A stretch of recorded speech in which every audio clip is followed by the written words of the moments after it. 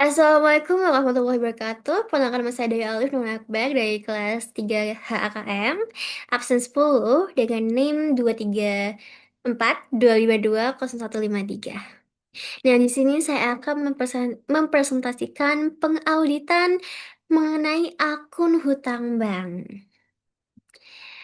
Lanjut, di sini saya akan membahas dari definisi akun utang bank itu sendiri. Nah, tujuan pengauditan akun utang bank, lalu bukti audit yang diperlukan, dan pengauditan pada PT Wana Eka Setia atau ada contoh kasusnya. Nah, definisi dari utang bank.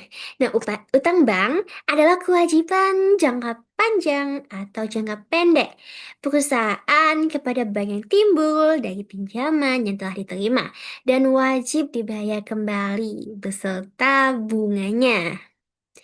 Nah, akun ini muncul di laporan posisi keuangan atau kita sebut sebagai neraca dalam kelompok liabilitas jangka pendek atau liabilitas jangka panjang, tergantung jangka waktu pelunasan.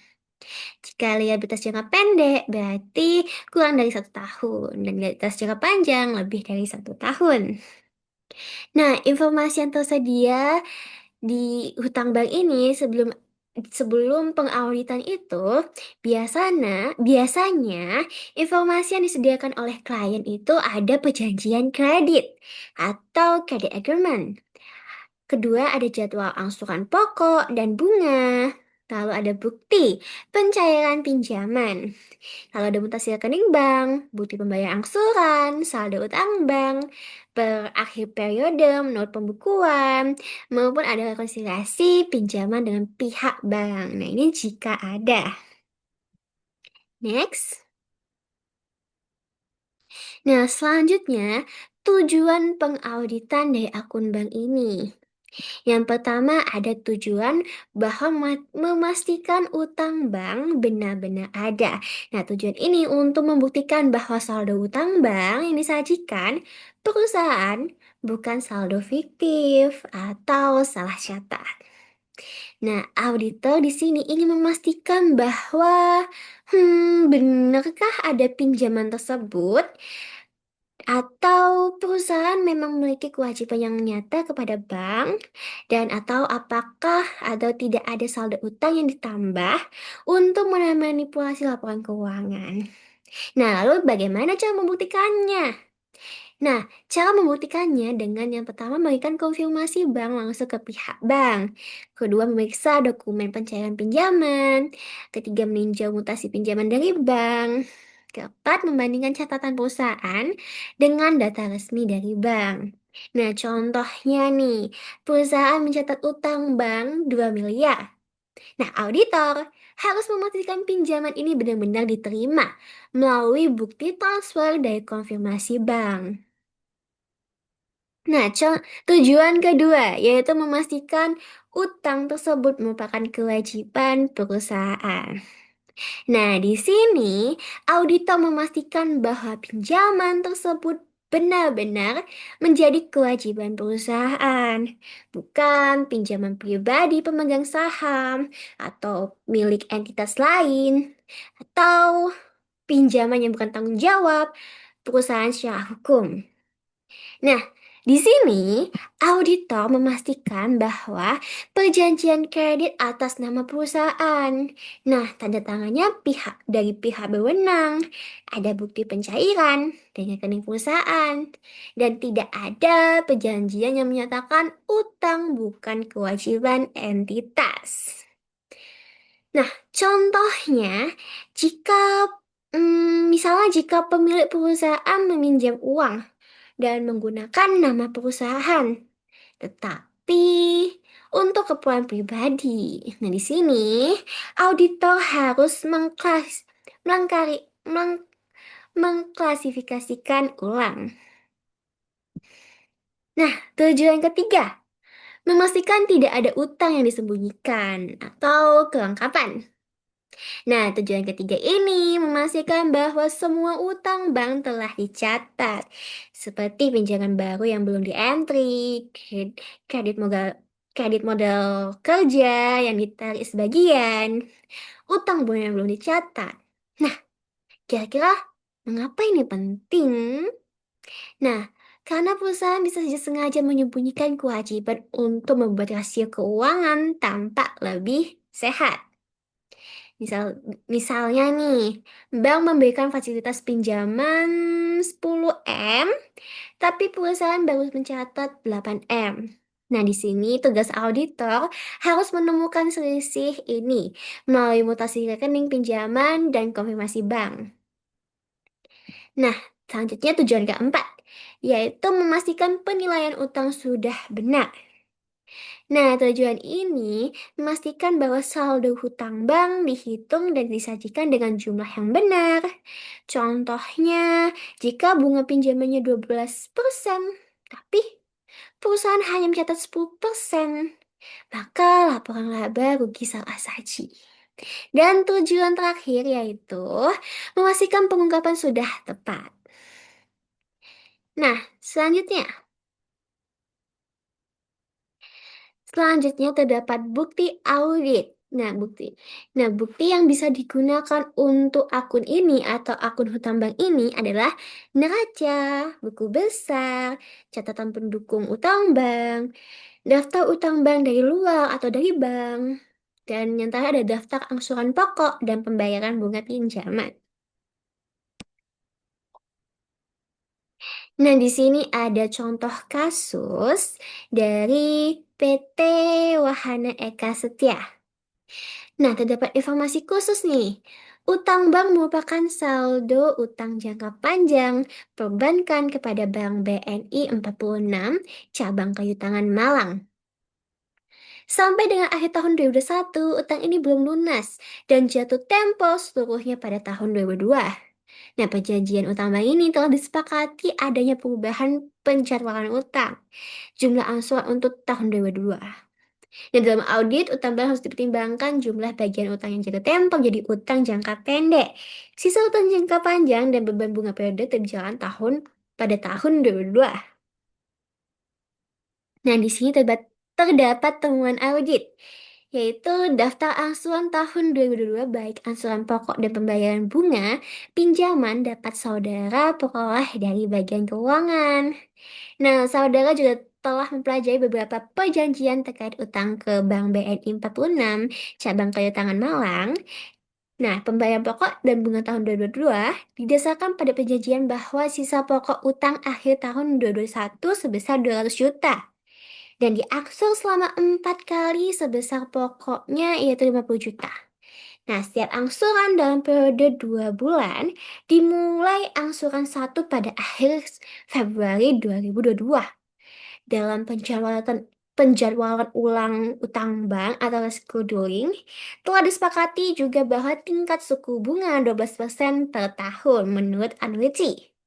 Dari saldo akhir atau outstanding balance, pembayaran angsuran pokok dan bunga dibayar tiap akhir bulan, periode pembayaran dapat dibebankan secara otomatis pada rekening giro Bank BNI 46 cabang Kayu Tangan Malang. Nah, di sini kita dapat memperoleh informasi. Yang pertama di sini, utang banknya kepada Bank BNI 46 cabang Kayu Tangan.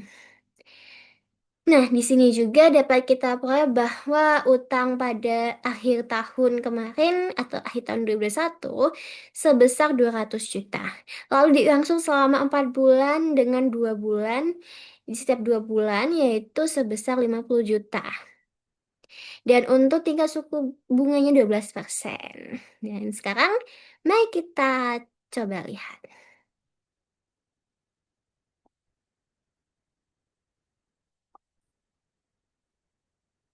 Nah, selanjutnya,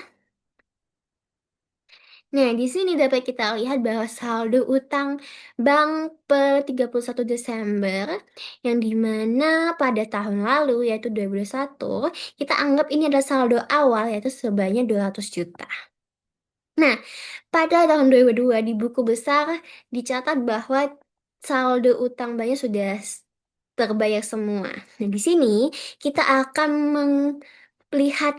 menghitung kembali Apakah benar saldo utang bank ini sudah terbayar semua? Baik, lanjut. Nah, di sini ada substantifnya yang dimana dalam perjanjian ini saudara lakukan pengujian untuk meyakini pertama keakuratan catatan dengan mencocokkan saldo neraca, buku besar, dan catatan pendukung utang bank. Yang kedua, keberadaan dan utang, nih dimana kita meminta daftar utang bank dari Bank BNI Kayu Tangan. Lalu yang kedua, kirimkan surat konfirmasi pada pihak bank dan periksa subsequent payment utang bank.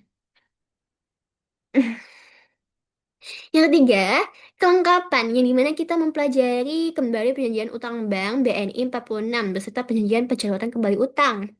Kedua, pelajari notulen rapat Dewan Direksi. Ketiga, telusuri beberapa dokumen pendukung transaksi, utang bank dan bunga.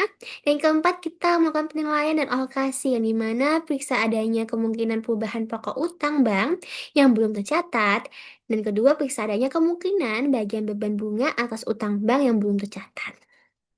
Dan yang kelima, penyajian dan pengungkapan yang dimana telaah penyajian utang sesuai SAK, lalu bandingkan pengungkapan dengan SAK. Lalu pertimbangkan lagi materialitas, jumlah, dan kebijakan akuntansinya.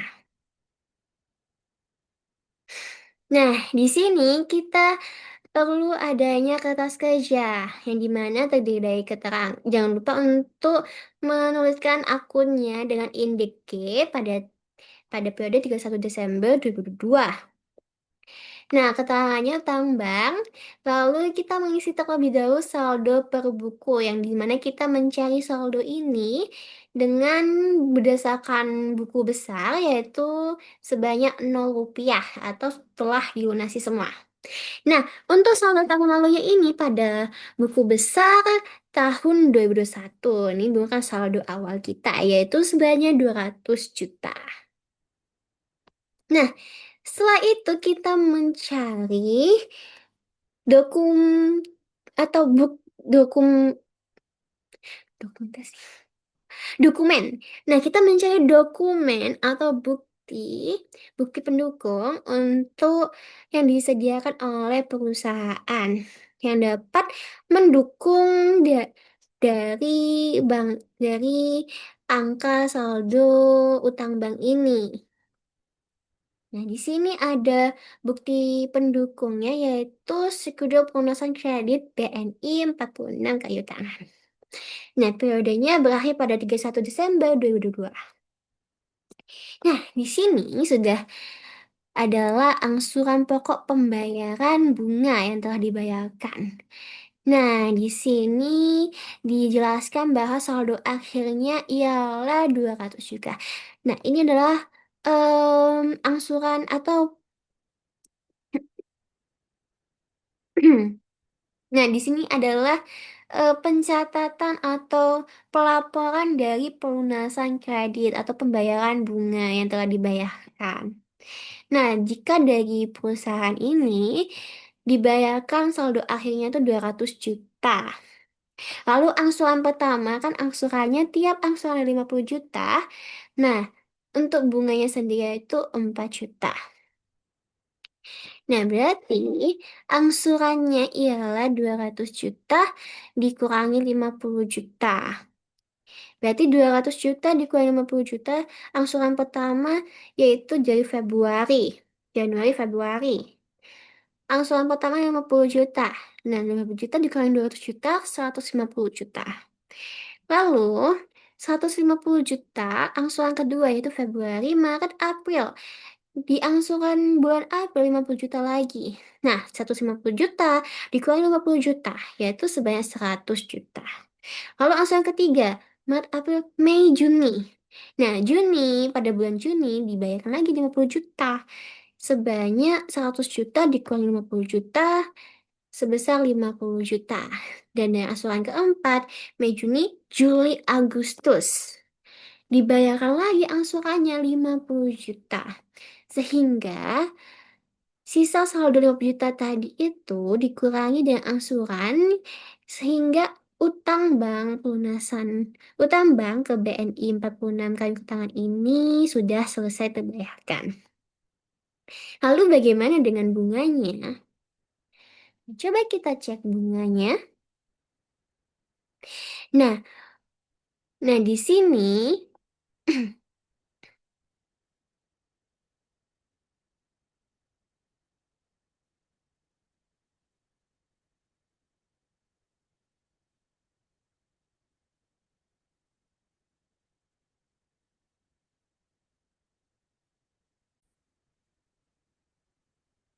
Nah, kalau bagaimana dengan bunganya ini? Apakah bunga yang dibayarkan ini sudah benar atau belum? Nah, coba di sini kita lihat. Sebelum kita memhitungkan bunga untuk untuk utang utang bank ini, kita harus mengetahui perjanjian kredit yang berlaku pada tahun 2002. Nah, di sini terdapat hasil notulensi dari RUPS atau Rapat Pemegang Umum. Nah, di sini terdapat, oh, ini adalah hasil notulensi dari direksi, yaitu perjanjian kredit bank yang berlaku pada tahun 2002. Nah, hasil rapat pihak perusahaan dengan pimpinan BNI 46 cabang kewitangan telah disepakati bahwa untuk saldo utang bank 31 Desember 2022 akan dilunasi dengan perjanjian reschedule atau penjadwalan ulang. Sebagai berikut, dengan A, jangka waktu asuransinya itu tahun 2002 dipercepat menjadi periode 2 bulan. Berarti dihitungnya selama 2 bulan. Nah, ini dalam 1 tahun ini bulanan selama 4 kali angsuran. Nah, apakah sudah benar tadi 4 kali? Ternyata sudah sebenar, yaitu 4 kali angsuran, yang dimana masing-masing sebesar 50 juta. Dan di sini juga sudah terlihat bahwa angsurannya sudah benar, yaitu 50 juta. Dan juga angsuran satu dimulai pada akhir bulan Februari. Nah, tingkat bunga yang berlaku ialah 12% per tahun dengan 1% per bulan dan dihitung dari outstanding balance.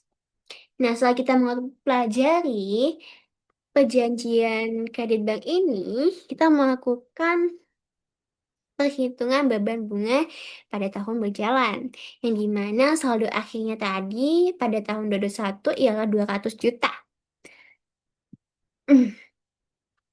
Mohon maaf. Nah, angsuran yang dilakukan yaitu 4 kali.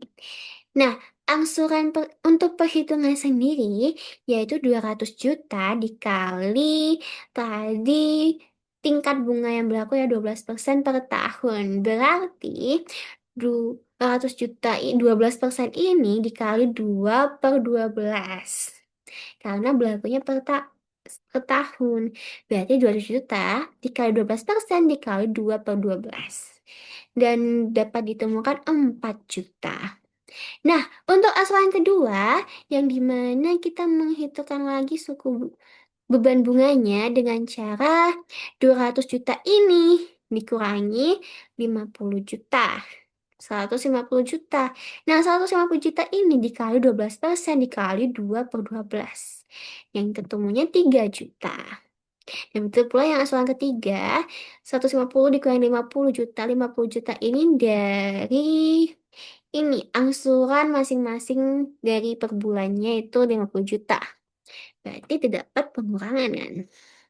Nah, pengurangan ini berarti 150 juta dikurangi 50 juta. Lalu 100 juta dikali 12% dikali 2 per 12. Hasilnya 2 juta. Dan untuk asuran terakhir, yaitu keempat, 100 juta dikurangi 50 juta sebesar 50 juta. Lalu dikali 12% dikali 2 per 12. Dengan hasilnya 1 juta. Nah, berarti beban bunga dari total ini yaitu 10 juta. Berarti beban bunga menurut audit ialah 10 juta. Nah, apakah di perusahaan juga benar 10 juta atau ada selisih? Nah, kita melihat dari laporan laba rugi, yang dimana di sini bagian beban usaha, beban bunganya ya 10 juta. Berarti untuk saldo beban bunga menurut audit dan saldo laporan laba rugi itu sama atau tidak ada selisih. Nah, jika tidak ada selisih, tidak perlu menjurnal. Tidak perlu menjurnalnya. Kita next.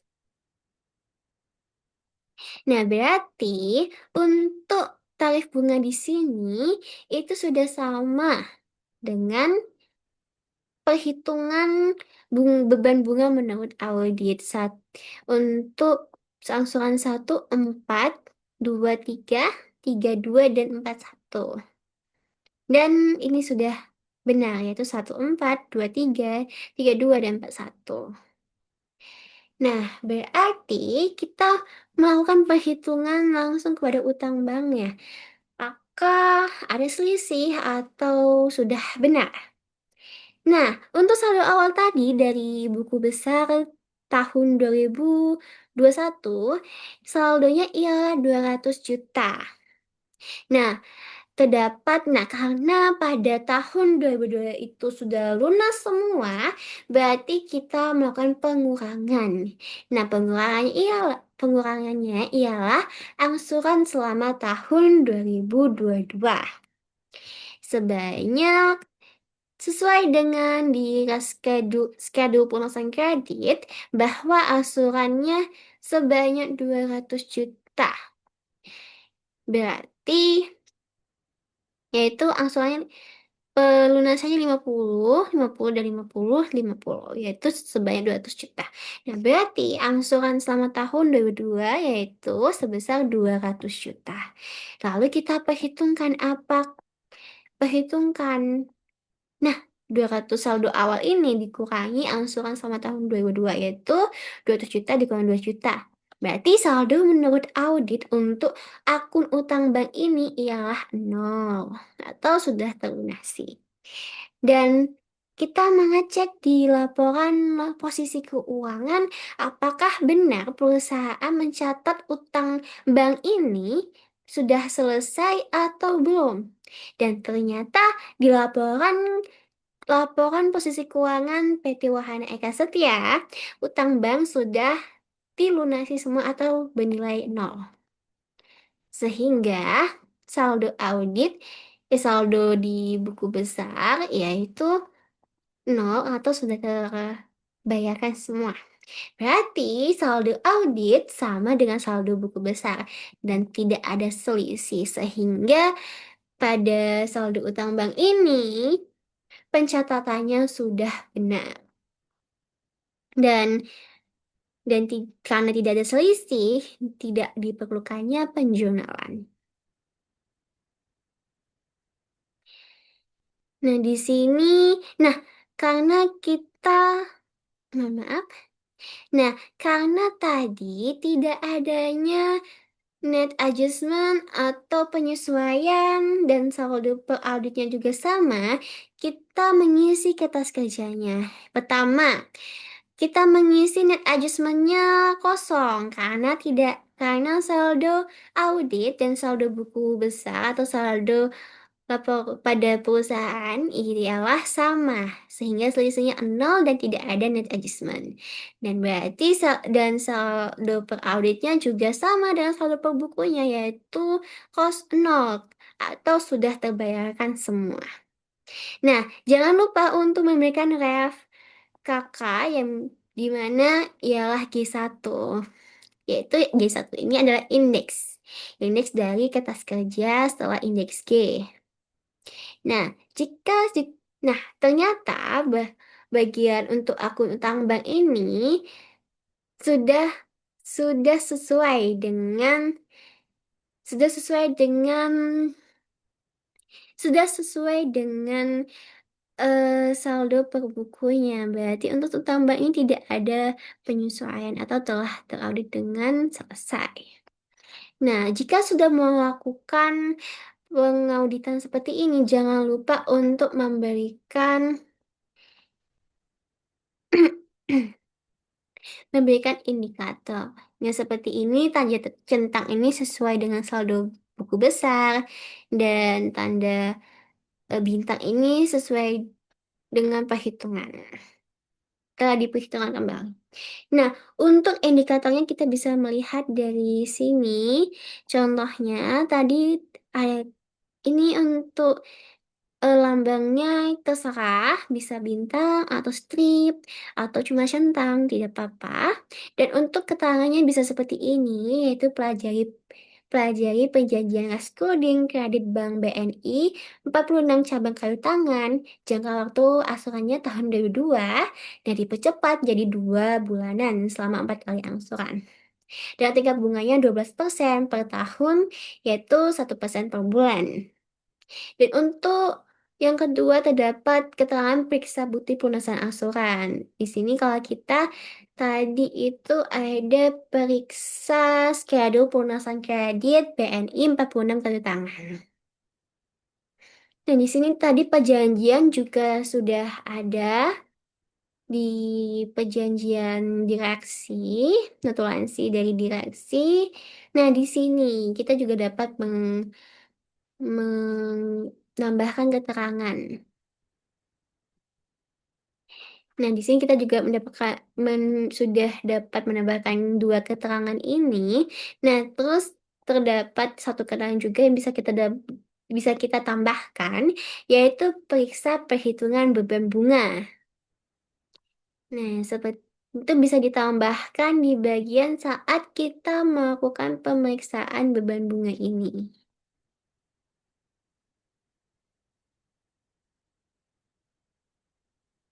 Nah, sekian itulah adalah hasil dari pengauditan dari akun hutang bank. Nah, sekian dari saya. Terima kasih banyak atas perhatian dan waktunya. Wassalamualaikum warahmatullahi wabarakatuh.